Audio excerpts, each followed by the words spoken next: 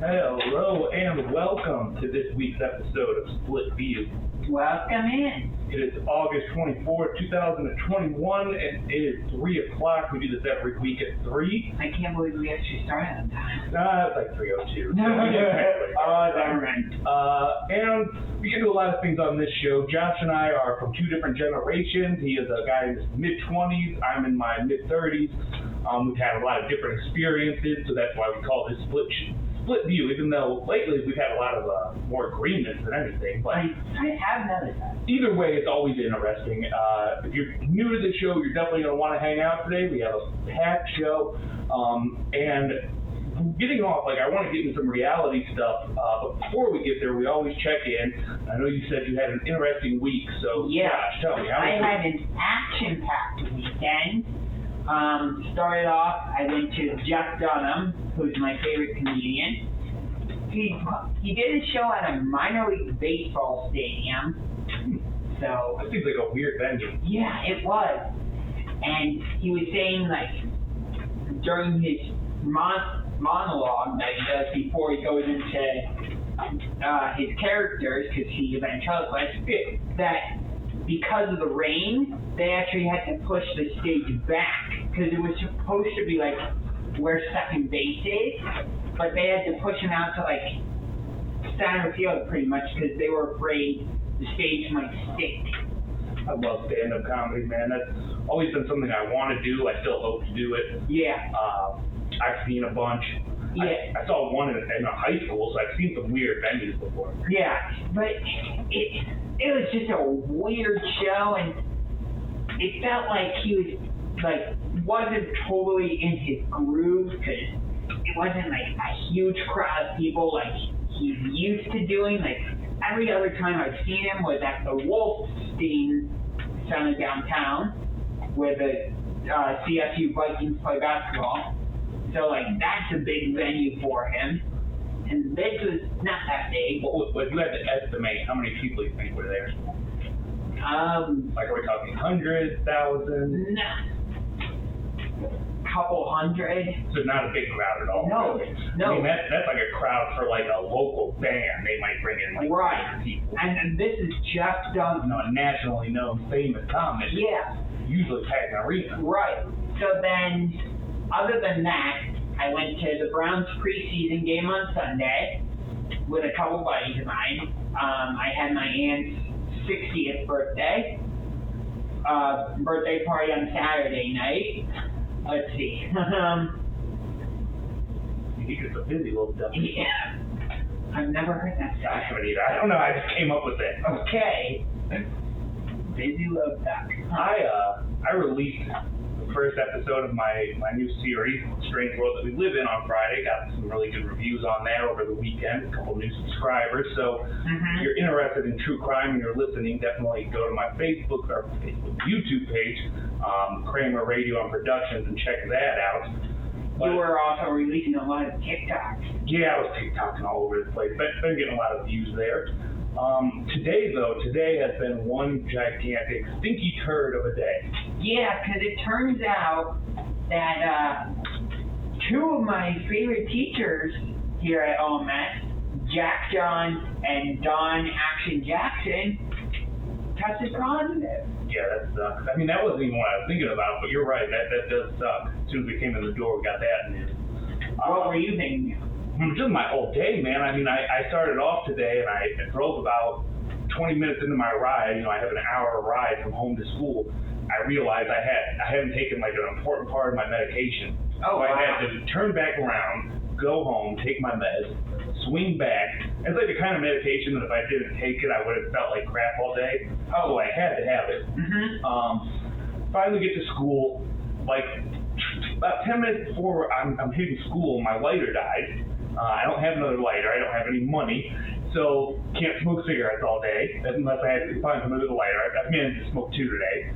Okay. So I've had that, and then on top of that, I normally wear a ring that's like a sobriety ring. It marks. My girlfriend got it for me when I was a year clean.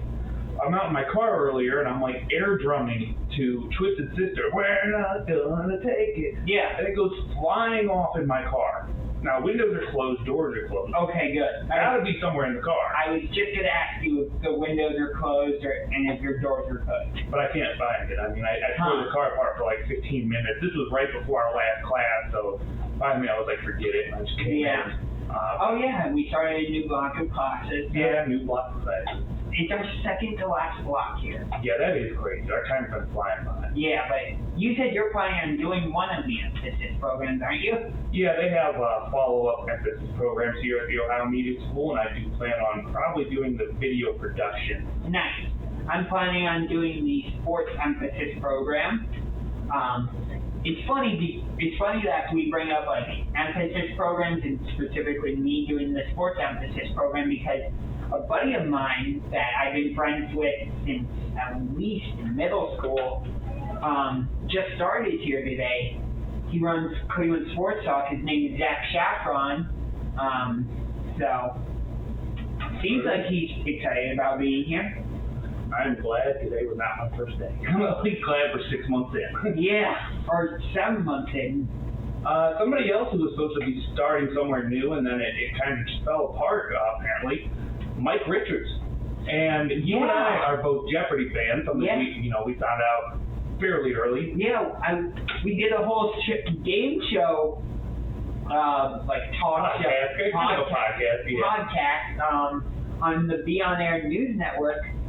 I wish we could go back and like post that on our YouTube channel. Yeah, I don't the video from that got lost like in the old OMS page after that teacher left. Yeah, because that was a good episode. It was a good episode, but at that time, Jeopardy was still looking for a host. They were going through like a lot of guest hosts. I remember specifically we talked about that. Right, and we talked about some of the guest hosts that were going to be there, like Aaron Rodgers, Joe Buck.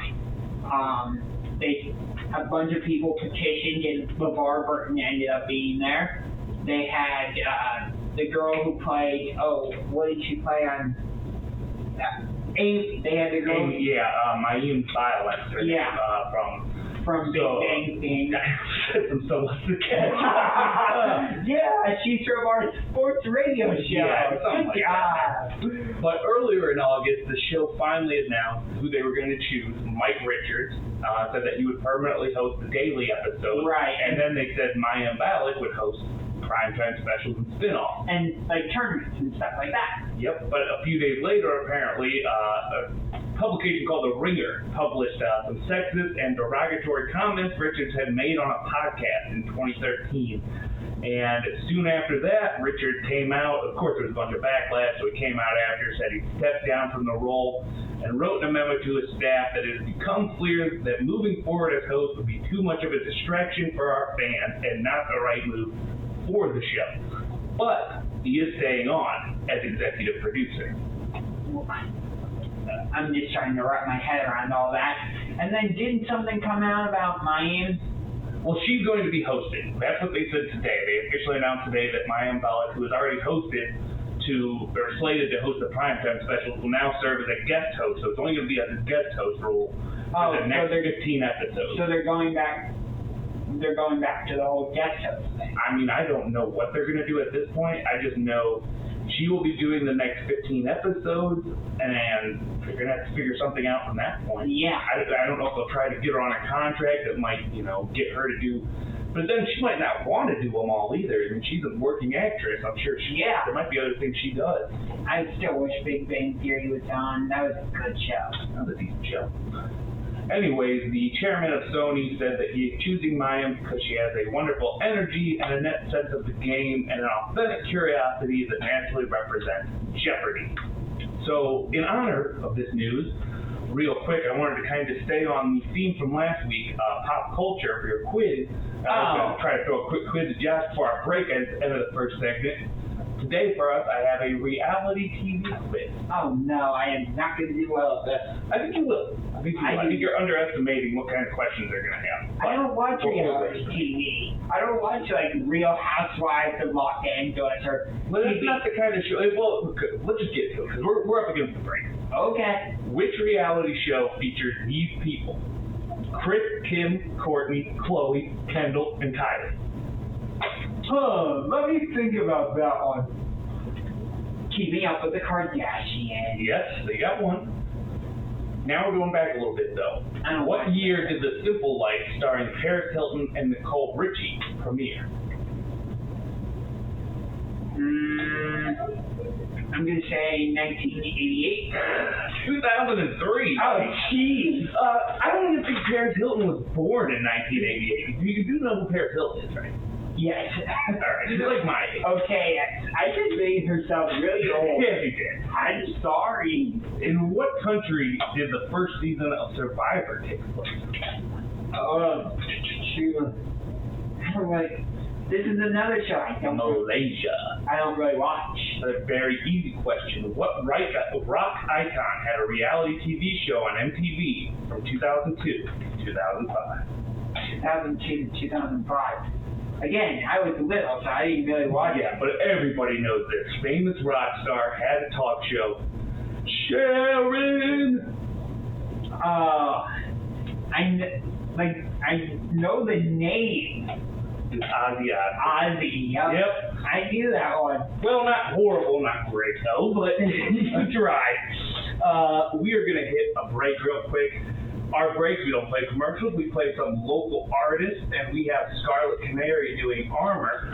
But when we come back, we are going to get into, usually it's U.S. news, got more of an international flair this week and also last week, but we have animals. It's all animal stories. All right, we got the bad, the good, and the ugly of animals. So hang around for that. The good, the bad, and the ugly. In this case, it's the bad, the good, and the ugly. Okay. And stick around for that. We will be right back.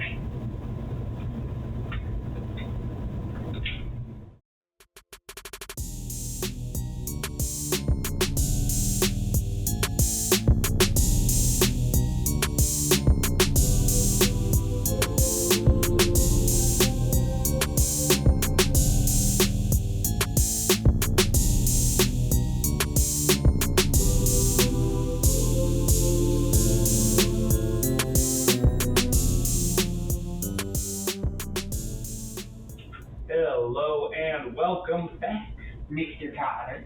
Yeah, I kind of let that die. It was getting old, but if you want to bring it back, you can. I'll accept that.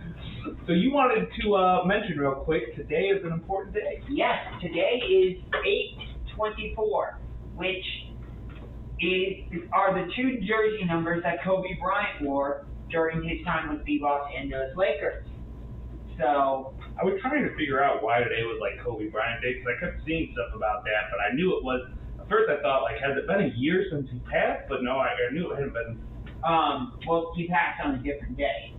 Yeah, I knew that. I couldn't have been today. So. Yeah, but that's why, because it's August 24th, and so it's 8/24. His two jersey numbers. So I am wearing Lakers stuff to honor him, because unfortunately he passed away. I still can't even fathom that. Oh, it's madness.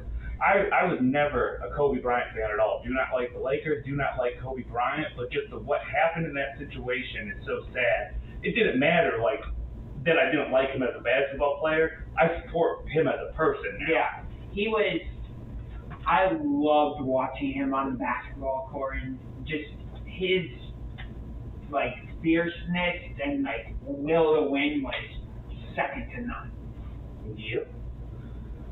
Somebody else had to deal with some fierceness over this past weekend. Before we went to the commercial break, I said we were going to talk about animals, and I have, instead of the good, the bad, and the ugly, the bad, the good, and the ugly, and the reason, of course, is the way I have it set up. All right. But the first story I found was there was a dramatic video that just came out that showed an alligator attacking the trainer before a visitor actually had to jump in to rescue her.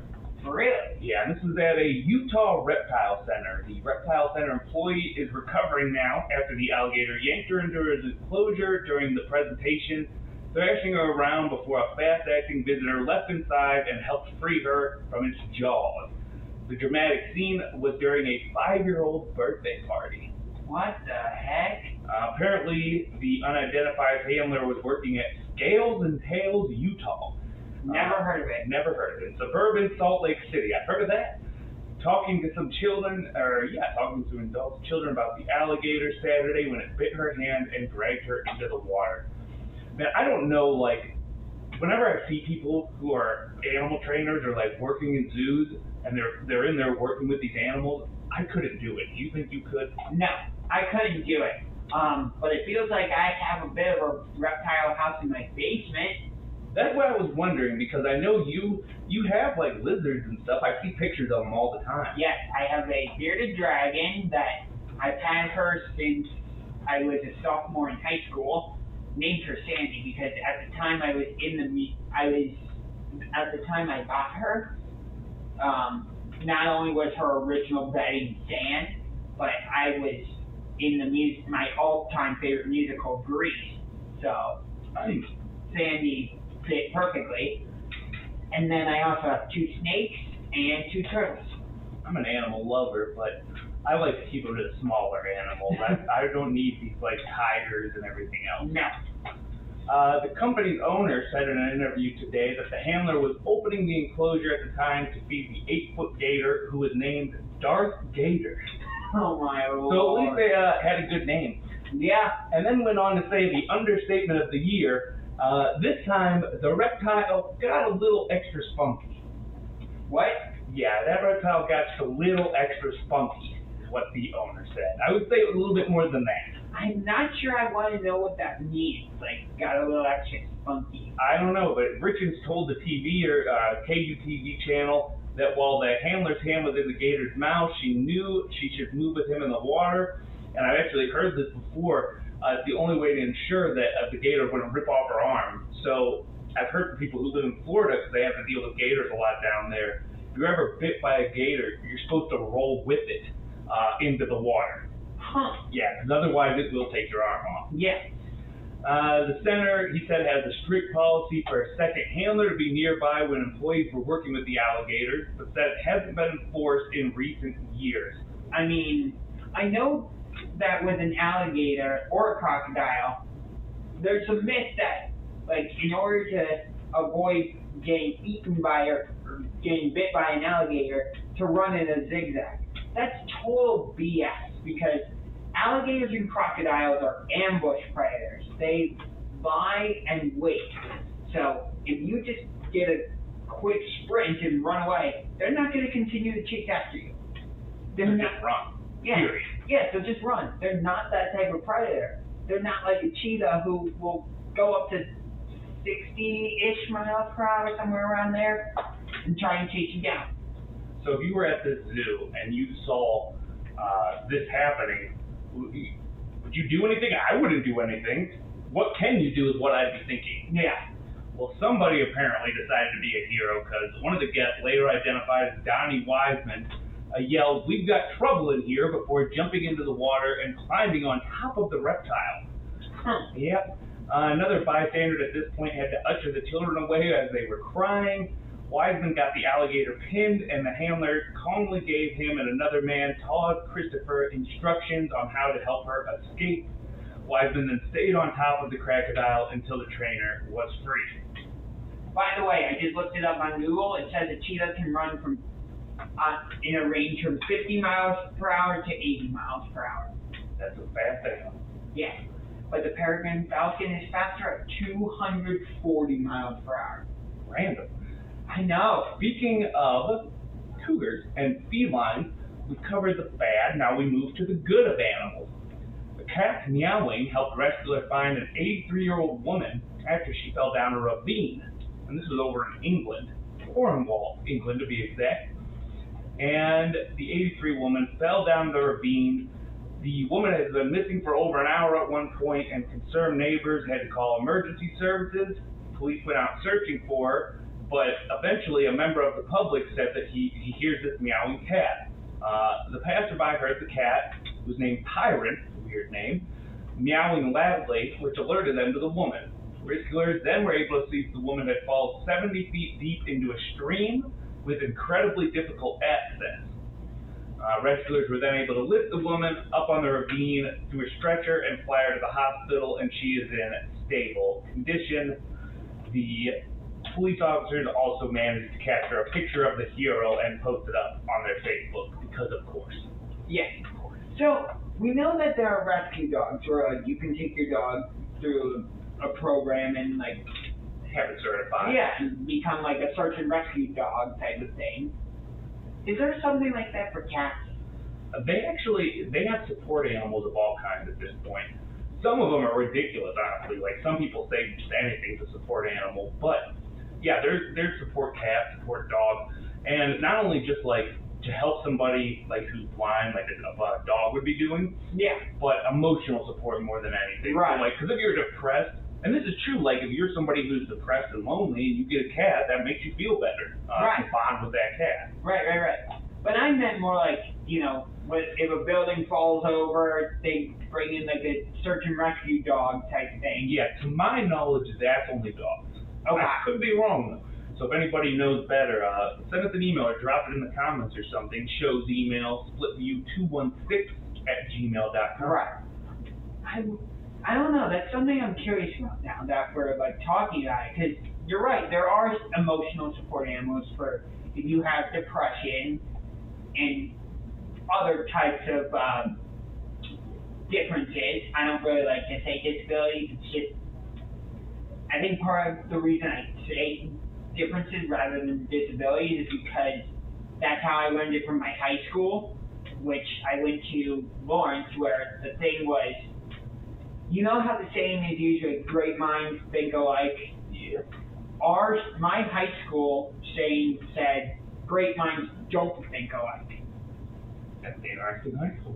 Yeah. Most high schools would not try to promote that way of thinking. But it's also because my high school was more designed for students with learning differences like ADHD, dyslexia. Makes sense. You were talking about rescue dogs just a second ago. Last one of these animal stories I have, the ugliest I would call it. Oh yeah, this is one I sent. Yeah, another one you sent me. The Australian rescue dogs, and I hadn't heard about this till you sent it, so you might know more than I do, but some Australian rescue dogs were shot over COVID restrictions. Yeah, I'm looking at the article right now. Local government in Australia is facing an investigation after a horrific report surfaced. It says a group of dogs that was set to be sent to a rescue were instead shot and killed by local officials, according to local reports. This was apparently done in order to prevent shelter volunteers from traveling and potentially spreading infections. Wow. That just sounds bogus to me. Well, I'm not, like, so the way I'm reading this, so the group of dogs was sent to a rescue where instead they were shot and killed by local officials. They're saying that this was done in order to prevent shelter volunteers from. So my understanding is they're trying to kill these dogs just because they don't want to have to deal with like people coming in and out, which is disturbing. Like, animals, they deserve humanity. Like, I'm an animal lover. I said that earlier, and this drives me crazy. Yeah. There was actually a brief period of time where I tried to go vegetarian, not because of health reasons or anything like that, but because it was my way of standing up for animal rights and stuff. Unfortunately, I couldn't last. Yeah, I've wanted to do the same thing, but meats are like just so ubiquitous in our diet. And it, like, when you're still living at home, it's hard, like, to find stuff to eat for dinner and stuff. Like, what are you gonna do? Eat tofu all the time? Yeah, that would not work. We are gonna take another quick break. This time we're gonna be hearing from Deathlot on the way up, and when we come back, there's a big story. It actually turned kind of national over the weekend, where there was an injury at Cedar Point. It's kind of funny because we were talking about Cedar Point fairly recently. Yes. So on the other side of the break, we'll hear more about that, plus a wild card story, and we will be right back.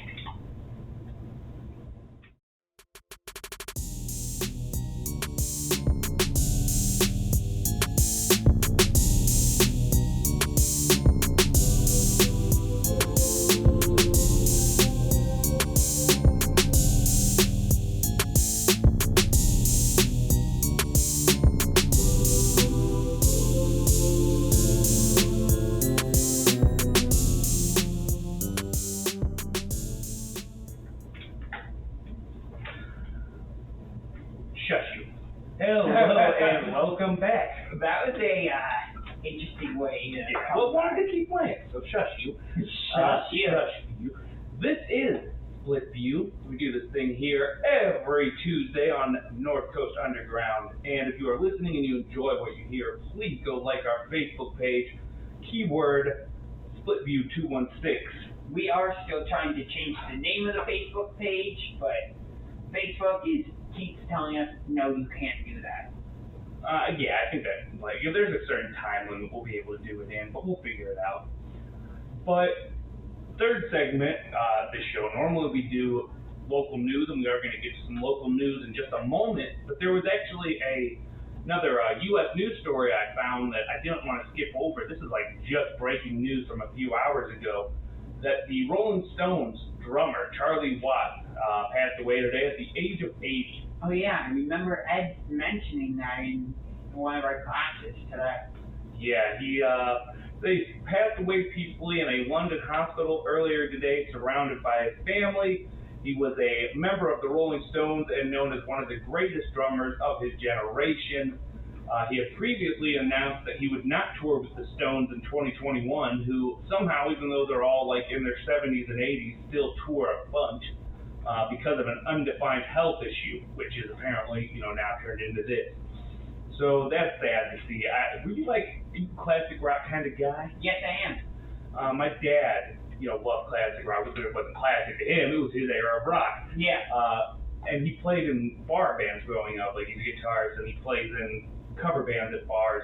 And I grew up with classic rock, man. So even if I didn't want to like it, it was always around me. And yeah, I thought that was interesting. And then I have another quick U.S. news story. A man died after dangling and then falling from a sky ride at a Utah amusement park. What was that? A man died after dangling and then falling from a sky ride at a Utah amusement park. Oh, wow. Was this breaking news? It's from August 17th. Wow, this is actually a week old. That's crazy though, because just a couple of weeks ago we were talking about Cedar Point. I mentioned how I really don't do amusement parks. Right. I remember you saying that it would be a waste. A waste to take. Yeah, a waste to take you because you wouldn't go on any of the rides. You'd be like, no, I'm going to go play the carnival games and just eat food. And we were talking about roller coasters, and you were mentioning how you didn't think they were that bad. But now you have that story, which terrifies me. And I teased it on the other side of the break. There was a story recently here that's turned into national news now. Cedar Point, top Thrill Dragster. Yes, where a woman is now supposedly fighting for her life after she was struck in the head. She wasn't even on a ride. This is crazy. Struck in the head by a falling roller coaster piece while she was waiting in line somewhere else, not even for that ride. This whole story blows my mind. Yeah. I'm looking at the headline from Cleveland.com. The headline reads, Cedar Point guest was struck by metal bracket that flew off top Thrill Dragster as it likely moved at 120 miles per hour, investigators disclosed. Yeah, they said the piece was only the size of a man's hand, but anytime something metal going that fast, it's going to do damage, just like a bullet effect. Yeah, even in the first paragraph, it said, an L-shaped bracket approximately the size of a man's hand flew off the moving train at Cedar Point's top Thrill Dragster, seriously injuring a woman standing in line for the ride. So she was in line for it. Oh, well, still, she wasn't on the ride. Right. She was in line for the ride. Yeah. Victim has been identified as 44-year-old woman from Schwartz Creek, Michigan, northwest of Detroit. An Ohio Department of Agriculture report lists her injuries as unknown type of head injury. The thing that this kind of story shows me is that you just never know when your life can change. Right. This is a woman from Michigan. She obviously planned just to come down here to Ohio, check out this amusement park, have a nice day probably, and now her whole life will be completely changed after this. Her whole family's life. And you mentioning the Kobe Bryant situation earlier, that was another situation like that where you just never know we kind of, as humans, like, we tend to think long term and make plans into the future. Yeah. But we never know when our last day is. Right. Stuff like this just brings that to the front for me. And you and I have talked about this, like, off mic and off camera, that, like, we shouldn't rush into things. Like, take everything, like, one step at a time, one day at a time, because I do have a tendency, like, look way into the future and think about, like, you know, when I had my last girlfriend, I thought, oh, she's gonna be the one. Like, I was thinking way ahead, and then Committing too early. yeah. And well, and it's not a bad thing, you know. I think the saying's always been like, oh, if you fail to plan, you plan to fail. So you do want to have some plans, right? But you have to be a flexible person. Right. There's a saying that when God hears your plans, He laughs. Basically, because that's what happens, right? Things come up. You can plan things down to like the last little minute detail, and then just one thing will change, and it changes everything. So here's my only pushback on that saying. What if you're an atheist?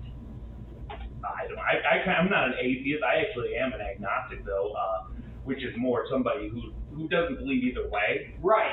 But yeah, so I mean, I still think of that thing. Yeah. It's more just the thought of it. No, I know, but like you say that just makes me think like, well, does that say the part of atheist? Well, apparently it does, because I still accept it.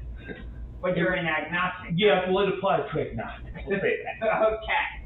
Prior to this accident, though, this Top Thrill Dragster was last inspected this year on May 14th, and no major issues were found. To say the inspection found some issues that needed to be upgraded to bring the ride into compliance, including some hydraulic upgrades, but supposedly it was supposed to be fine, so those upgrades were made. Cedar Point is now charged with making daily inspections of its ride, and while this is going on, like for the next couple weeks during the investigation, there will be daily checks of all their rides. There was a statement from the family saying they're devastated by last week's accident at Cedar Point and that they want to thank everybody for their thoughts and prayers. But Rachel is still in the hospital in intensive condition with a brain injury, so definitely thoughts out to her. Yeah. Speaking of injuries, though, I said I was going to get a wild card story. Yeah, you did. So what I've been doing lately is during this third segment, since it's local news, I'll jump over to like, you know, Channel 8, Channel 5, Channel 3, their websites, and I'll see what the most like recent breaking news is. I'm glad I did this today because something interesting definitely happened like 30 seconds ago. Okay. On what second? This was off Fox 8, I believe, and it was a real short article. So I don't know, maybe if you Google some of this, we'll be able to find out more, but I'm just trying to jump to Fox 8 News right now to see if I can find whatever story it is you're talking about. Well, the story is an East Cleveland mayoral candidate was arrested after investigators say he assaulted the current mayor. Oh, I'm just seeing this story now. Yep. According to the ECPD, officers were called to New Covenant Lutheran Church in Hayden Avenue after someone reportedly assaulted the mayor, Brandon King. Huh. The mayor told the officers that he got into a heated argument with mayoral candidate A-Town Billings after a debate. I think it's is it Ayton? Ayton, maybe? A-T-O-W-N. Yeah, A-Town? I don't... During the exchange, King told officers that Billings pushed him. Yeah. So yeah, that's not a good look for somebody running for mayor. Yeah, it says King filed a criminal assault against, I'm sorry. He did not file a criminal assault. I misread. It says King filed a criminal affidavit against Billings for assault. There we go. Pretty much the same idea. Yes, I don't know how you file criminal assault. I'm not sure. My mistake. But yeah, that's going to be interesting. Maybe they can make an ad up about that. Yes. Don't vote for the guy who knocked me out. Yeah, don't vote for this guy. He has anger issues. Yes. We're going to take another break real quick, and while we hit this break, you're going to be listening to Young Cap doing Shake 'Em Off. Young who? Young Cap, baby. And when we come back, we're going to be doing our conspiracy theory segment. This week, it's a little bit different. I wanted to talk about something that doesn't have just one conspiracy, but just been surrounded by conspiracies, and that is coronavirus. As you whack your I microphone. whack my microphone. So I'm going to stop whacking things, and we will take a break. And when we come back, coronavirus. My corona.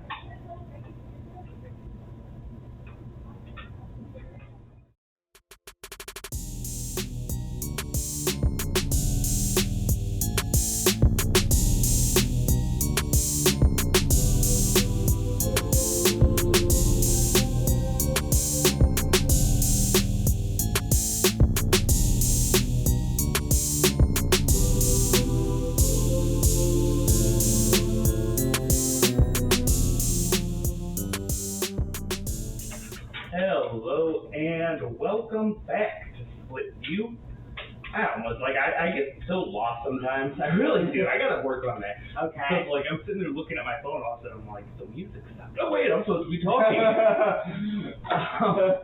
So you had something you wanted to talk about real quick. Yeah. So during these music breaks, I like to just go on my phone and look on Facebook for stuff, just because.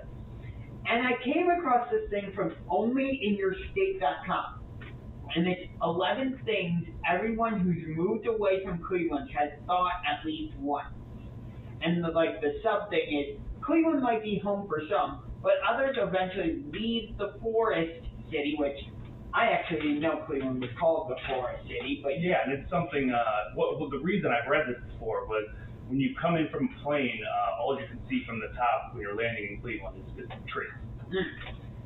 However, as these 11 things show, there are some things about Cleveland that stay in the thoughts of those who leave long after they relocate. So I'm just going to read the headlines. I'm not going to read the paragraphs underneath, because we want to get to our conspiracy theory. So, number 1, the rapid really wasn't that bad. Number 2, the parks in Cleveland can't be beat. Number 3, the weather in Cleveland really is crazy. Yeah, I agree with that one. Yep. Number 4, you'll miss Lake Erie. Okay. Number 5, the food in Cleveland was something spectacular. I believe both of those. Yeah. Number 6, opening day won't feel the same. And it's talking about specifically the soon-to-be Cleveland Guardians. I mean, it depends if you're a baseball head, I guess, but go on. Okay. Number 7, you'll have a hard time explaining your relationship with LeBron. That's just fun. Yeah.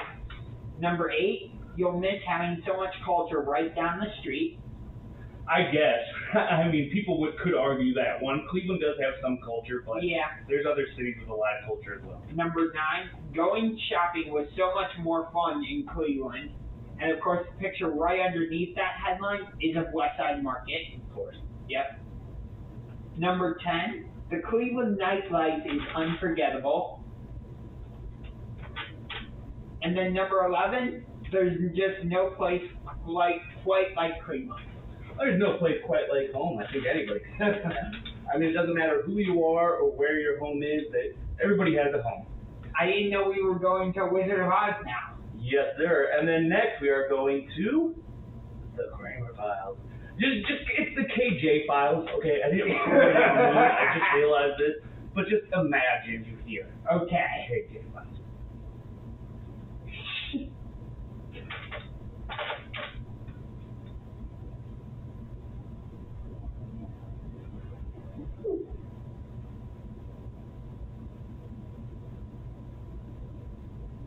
I actually just got reading it. Yes, sir. This is the Kramer File here on SplitView, where every week we pick a conspiracy theory and pick it apart. And this week, it's not just one conspiracy theory, but 10 that are going on with COVID, because from the very beginning with coronavirus, it's just been constant conspiracy theories. And I'm sure you've heard a lot of these. Maybe you have some stories about them. Well, we can just take a look at this. Yeah, quick thing. I just got breaking news from CNN. The first U.S. troops have started leaving Afghanistan as the evacuation effort enters its first week or final week. Yep. So just wanted to put that out there. And now back to the conspiracy theories. Conspiracy theories. One of the big ones that came around right from the start was blaming 5G. People trying to say that 5G networks coming out and new 5G cell phone towers are what's giving people coronavirus. You ever heard this? No, I have not heard this one before, and right off the bat, it sounds like lunacy. Oh, it's all crazy, but what you gotta understand though is there are a lot of people who believe this stuff. And you obviously don't have the kind of friends I grew up with where when I grew up in the country, a lot of the people who are on my friends list, they're the type of people who believe in this stuff. Okay. So I've actually seen a lot of people trying to put this out. And I mentioned before, I lost a lot of friends during the past 4 years because of stuff like this. Mm-hmm. You have mentioned that before. And there's one dude in particular, we were best friends in high school, and he believes in all this now to the very top of it. And he hates me because he thinks I'm the devil. Oh, really? Yeah, and it's all because of stuff like this. Huh. Another one that's popular, Bill Gates did it. Bill Gates did what? He did it. He made coronavirus. People seem to think this because Bill Gates, he worked with the, what was it, a anti-epidemic program. And Okay. people think they've extrapolated from this that because of this, they say he made this and wanted to make it so that he could make the vaccine for it. This stuff just all kind of goes in a circle, is what you start to realize. I'm eventually. trying to follow what you're saying, but... And all I'm doing is reading what they're saying. Right. It makes no sense. Again, I'm trying to follow what you're saying, and I just can't. Let's try to just get it down to full text. A recent variant of this conspiracy theory, particularly beloved by anti-vaccination activists, is the idea that COVID is a part of a dastardly Gates-led plot to vaccinate the world's population. I just don't get it. That one makes absolutely no sense. Well, maybe if there's any crazy people who are listening to us, you can let us know. Are you sure you want crazy people listening? It would make for interesting radio. Yeah, true. So the next one I've definitely heard of more, and this one at least it would make some sense, and that is that the virus escaped from a Chinese lab. Yeah, I've heard that one too. And this one has a little bit of plausibility. Yeah. The Chinese city of Wuhan is where this really started, the epicenter of the epidemic. They also had a virology institute there, where researchers were actually studying the coronavirus. So there's a lot of worries out of that, but they have actually done sequencing that shows that coronavirus did not match any of those samples. So it's supposedly just sheer coincidence that this was going on right next to that, but I think that's hard for anybody to believe. Yeah, that's really hard for anybody to believe in. Our previous president was saying oh, it's the China virus. And I generally tend to trust science, but what almost feels to me on that one, and for me that's the most believable one, is that it's maybe they covered that up because they didn't want people to know, yes, it came from a China lab, because people would be wanting to attack China because of that. Right. So are you kind of saying that you don't believe the story that it came from a bat? I believe that it came from this institute, honestly. I think this is the one that I might just believe, that it leaked out, but they didn't want to tell anybody. Yeah. And I'm pretty sure I've heard that there was a doctor who was trying to warn everybody about it, but China said no, stay quiet. Well, what was going on, I know of, is that there were two independent vloggers in China, and these were just journalists, but one of them actually moved to Wuhan, and at the early parts of the pandemic was going around and filming parts and showing stuff that China wasn't allowed to be showed. Okay. Another one is believed the U.S. military imported COVID into China. How? Well, this is apparently China's response to anti-China theories, saying they have a conspiracy theory of their own that turns the blame around. This idea was spread initially by Chinese foreign ministry spokesman, who tweeted, "It's possible the U.S. military brought the virus to Wuhan." These comments, according to Voice of America News, echoed a rumored conspiracy widely circulated in China that U.S. military personnel had brought the virus to China during the 2019 Military World Games in Luton last October. That doesn't even make sense. So for some reason, we brought it over there, but then here's how dumb we are. It just came back to us. If we did that, that would have been a really bad idea. Yeah. That would have meant we knew about it and we could have, done something about it. Another belief, and this one, it kind of is at the core of all of them. COVID-19 doesn't actually exist. There's a lot of people. There's a guy named Alex Jones from InfoWars, and when I did my podcast, I used to have a soundboard that just played Alex Jones clip sounds, and it's because the dude's that crazy. Yeah. Everything he says is insane.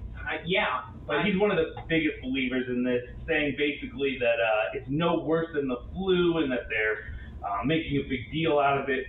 And the crazy thing about that is, at the beginning, it was easy to maybe say that and get away with it, but now I think just about all of us know somebody who had it. Right. I mean, if I didn't know anyone before today, I definitely do now, because as we said at the top of the show, 2 of our teachers tested positive for it with Don Action Jackson and Jack John. Yep. And another one that kind of goes with that, saying that COVID death rates are inflated, or that COVID is a plot by Big Pharma, basically saying that big medical groups created coronavirus. This is another Alex Jones one, by the way, but saying that they created it so that they could sell you the vaccine. Huh. Which doesn't make sense because they're not selling the vaccine. No, they're not. They're not going around saying, "Hey, vaccine, $5.51." And the worst part about all of these is you can have the most common sense and try to explain this very rationally to somebody.